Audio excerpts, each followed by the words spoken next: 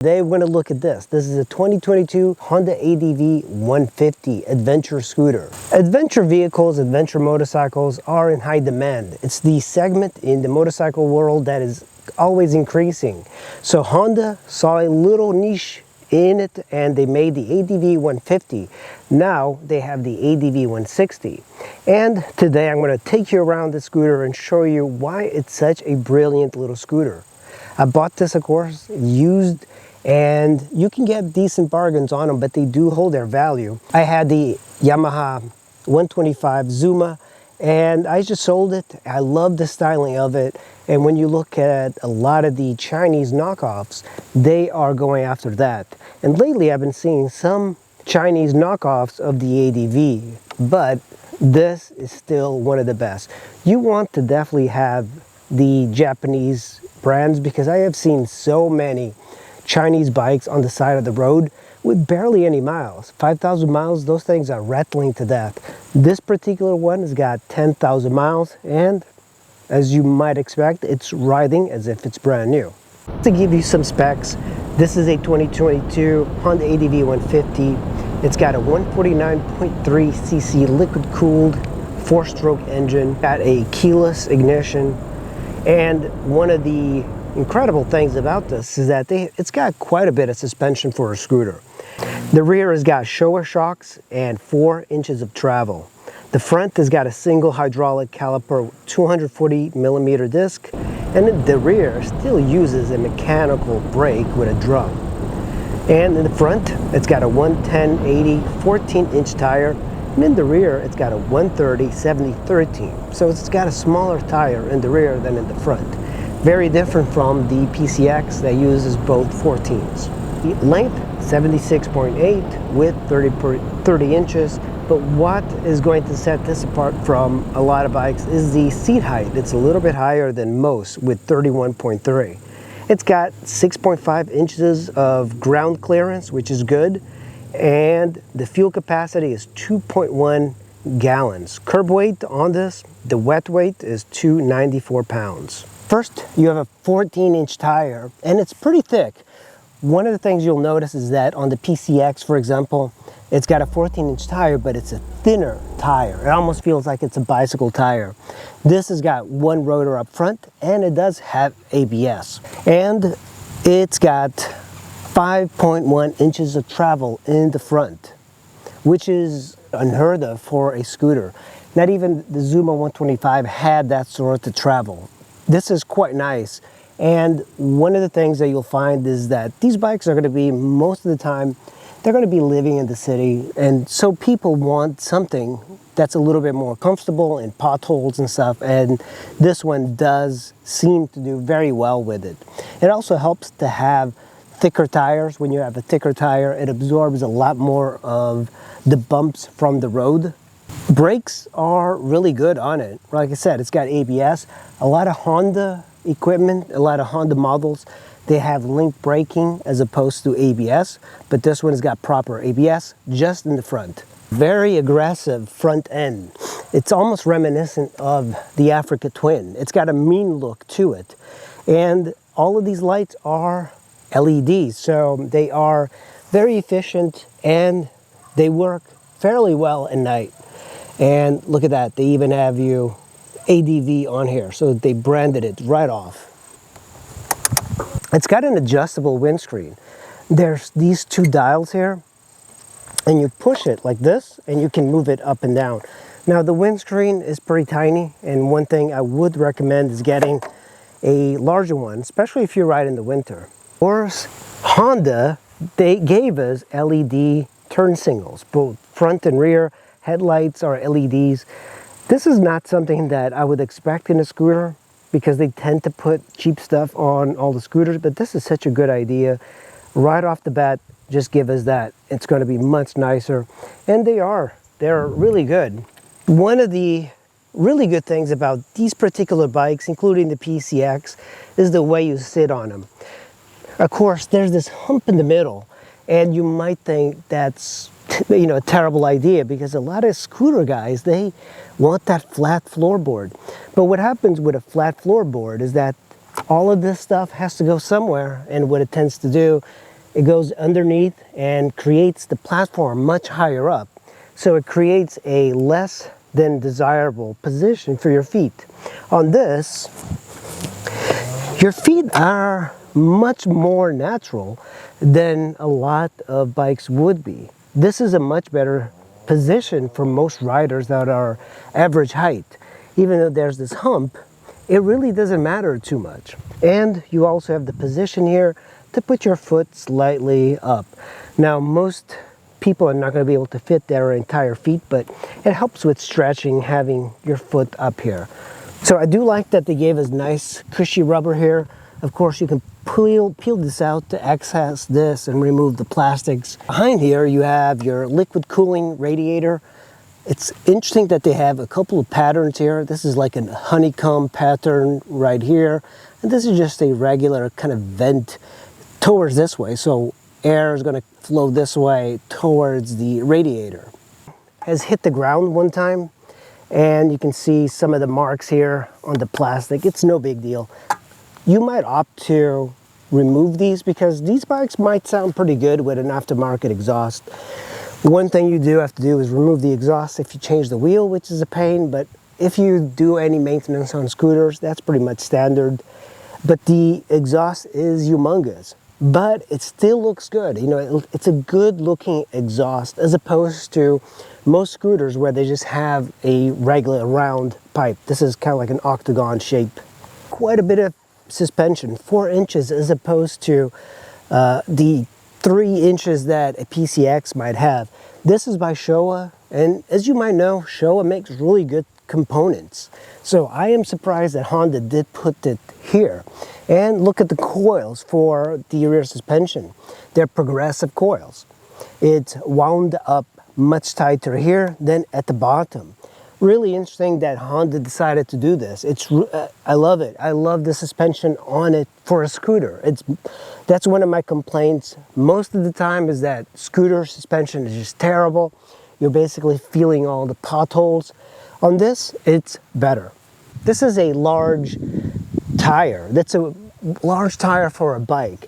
But the interesting thing is that Honda decided to give you a 13-inch tire for the rear and a 14 for the front. And I was wondering why would they do that, and I think it's to create a little bit more suspension in the rear by having the Showa suspension. I would much rather have 2 14s, but it could also be limited lack of the width of rubber. I don't know, but I would prefer 14s. So in combination with the plusher suspension that you have, you also have the wide tire that absorbs a lot of the impact. Of course, look at this. In the back, you have a very interesting taillight. This taillight is the brightest taillight I've ever had on any bike. And I like the styling of it. It's just not one single piece like this. It kind of flows, it flares out towards the sides. You have the Honda logo up here, and you have 2 more LED blinkers in the rear that are slightly lower than the front ones. I'm gonna turn it on.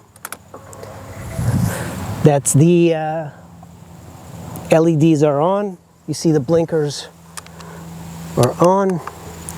This does have 4-way hazards, and look at that.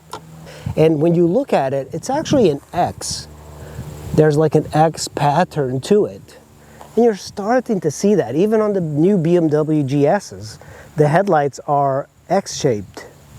So one of the interesting things about Hondas, including the PCXs and a lot of their scooters, they have this thing called ESP. And you can see it right there. It's called Enhanced Smart Power. And the Honda creates a very efficient vehicle. And another thing about the starting of these bikes. On these bikes, it doesn't use a starter like most conventional motorcycles. It uses apparently a different alternator to start the bike. So every time you turn it off, it always puts it in the right place for starting. So it's a good platform for the auto start, auto stop type of technology that you would see in Europe. And as a matter of fact, a lot of the Honda PCXs in Europe have this technology. I kind of wish that they brought it to the US, but I read that there were safety concerns. I'm not really sure exactly why, because they have it in cars, but they didn't want to bring it to the US with that technology. With the addition of the center stand, you also have a kickstand. This hump actually kind of comes out a little bit more than a lot of scooters like the PCX. You push in and it opens. And you also have a USB adapter inside, or a 12-volt socket. Pretty standard for a lot of scooters these days. This is the best way of filling up, is having your gas cap right there. If you want to open it, you use the ignition. There's a position and you just open it up. Now, one thing that's interesting about this particular setup as opposed to a lot of bikes, this is a little bit on the taller side. So as you get on and off the bike, I do scrape my boots sometimes on the plastic. So I'm already creating a bunch of stuff here, which I don't like. And of course, if you forgot that you have an ADV, they put it right there so you can see it. You have your rear brake, you have your high beam, you have your horn, and you have your turn signals. And of course, your brake. And then this is probably the best handbrake that I have seen on a bike. Going from the Honda PCX to this, you can see why they decided to do this. You push in your brake, you do that, and it's in the parking brake. If you want to remove it, push it down, and that's it. So you can do this with just one hand. And on the right side, you have your throttle, you have four-way indicators, hazards, and then of course your start button and your kill switch. And of course your front brake. Your mirrors are also interesting. They kind of echo a lot of the design of the bike. They could have given you just round mirrors, but they gave us these angular, aggressive ones that resemble the style of the bike. A lot of mirrors, they're kind of bulky. These are tapered, so they're almost triangular shape like a UFO. One of the best things that you could get on a bike is this. This is keyless ignition. It uses a key fob that you can put in your pocket, and right now it's on the off position, and you can move it to the seat fuel. The seat opens up the seat, push the fuel, it opens up the fuel. And of course, if you want to start the bike, you put it to the on position, you hit that fuel injector, kick in, and it's ready to fire up. And here is the fuel door and the fuel cap. Of course, they gave us one of these fuel caps again, and this is kind of like a deep pocket here, more deep than the PCX, which is interesting.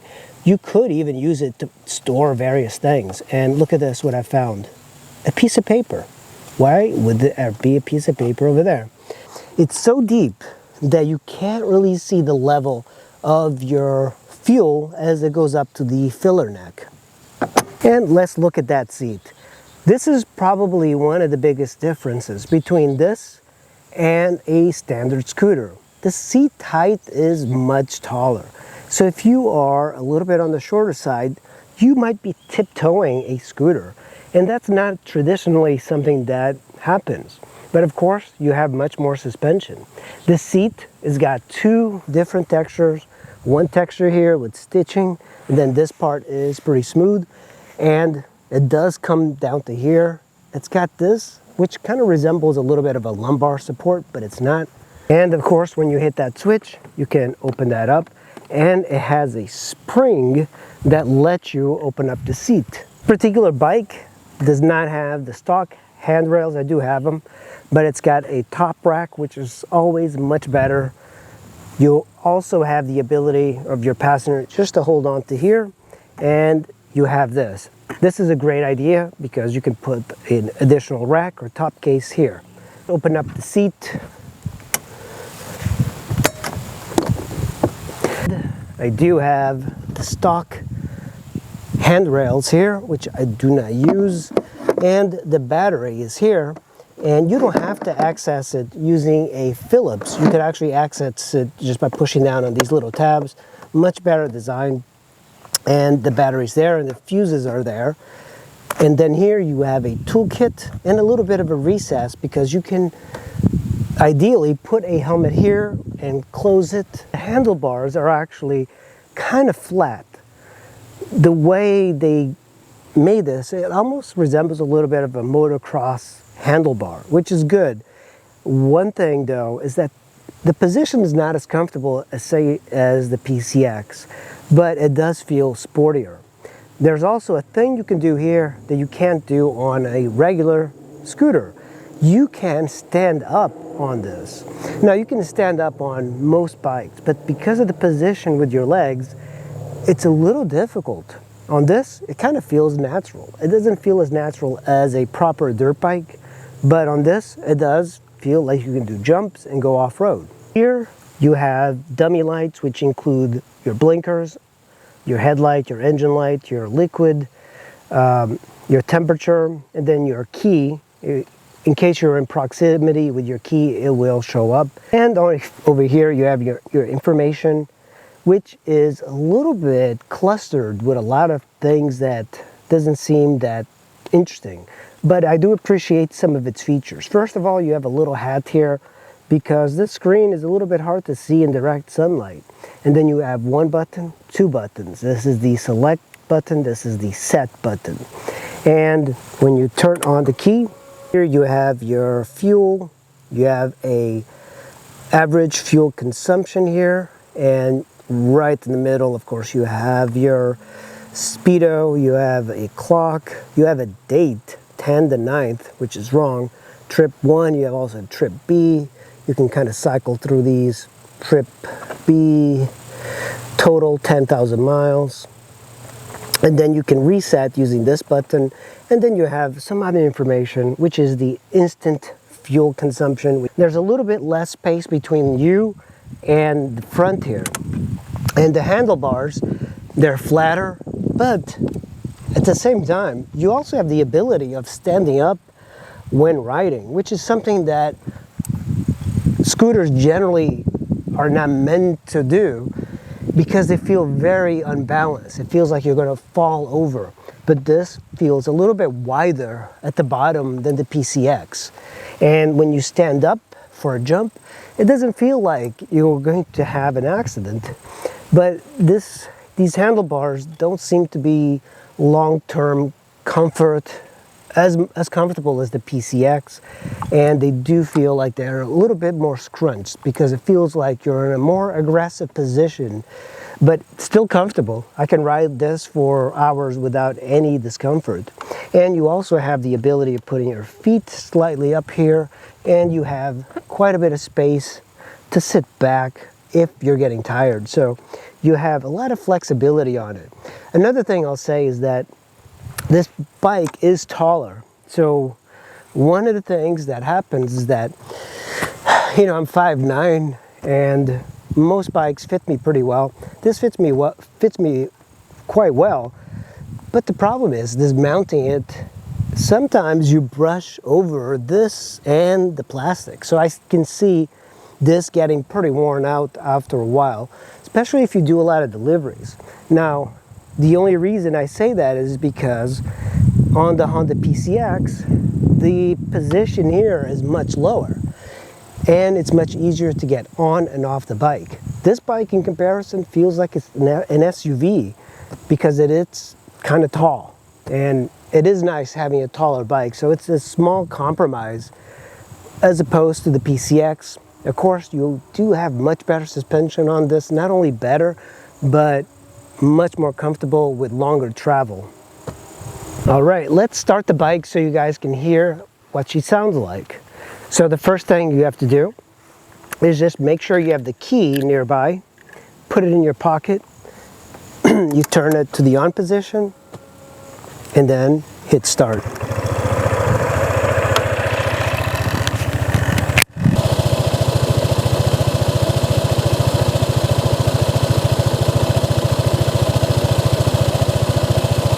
That's pretty much how she sounds.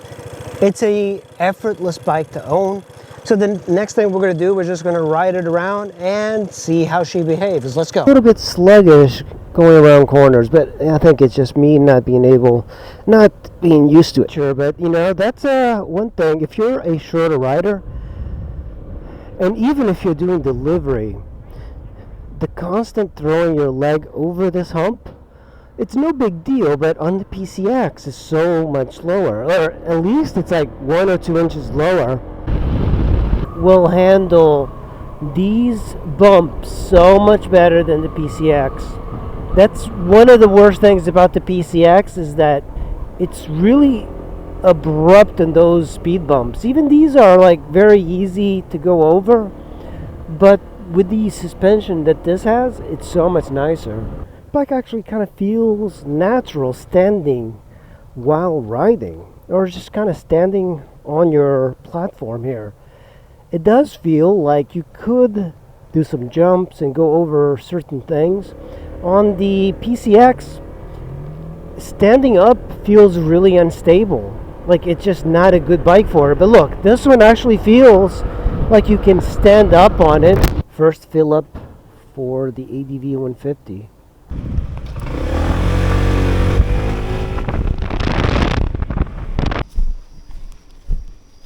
To cross some railroad tracks here. The PCX is all over the place here. I'm still gonna, oh yeah, much better than the PCX.